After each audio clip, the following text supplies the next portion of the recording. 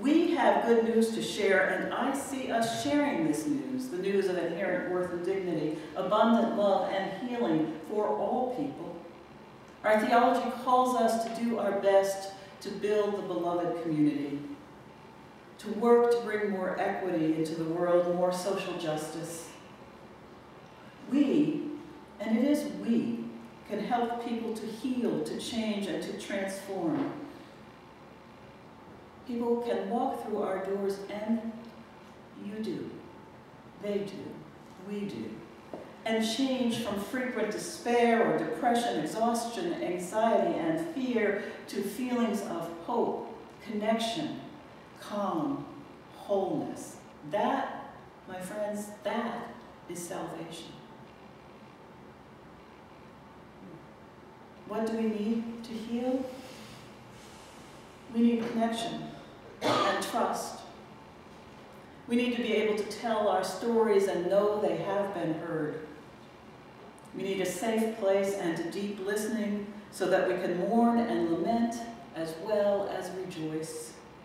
We need to be affirmed in our creative expression because feelings don't always come in words. We just need to be recognized as the individuals that we are, with the thoughts and feelings, ideas that we actually experience, not what we are told we should be or should experience. And then we can use ourselves to serve the world. For this congregation, there are some other pieces. This congregation is the holder of Philadelphia's Universalist history and tradition, as we have been learning. I see us learning more of that story, learning it more deeply and sharing it more widely. It's a good story. It's a story of love and diversity from the early 19th and the 18th century. It's a story worth sharing. So my vision for this congregation is that we will be that spiritually vital congregation, and as we grow spiritually, grow in health, grow in joy, we will grow in numbers. As Jean said, I think she said this, she said it in a piece that I read anyway, she now wants to invite people to this church. This is how we grow, because it feels good to be here. It feels good to our visitors, and it feels good to us.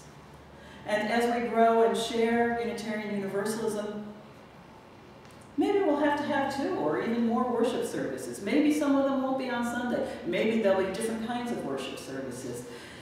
We'll continue to have excellent and varied music, and maybe we'll have a bigger choir and drums in worship more often, as we've had recently. Maybe we'll have a community minister affiliated with us. I see us having more family events, more fun and fellowship for all of us.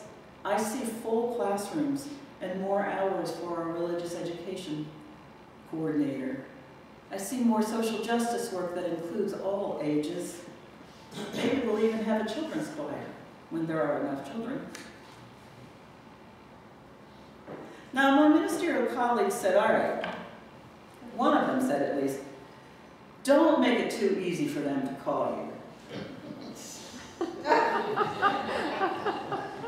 And that didn't really make much sense to me, but what did make some sense was they said, well, you should tell them what you want. Okay, I thought, okay.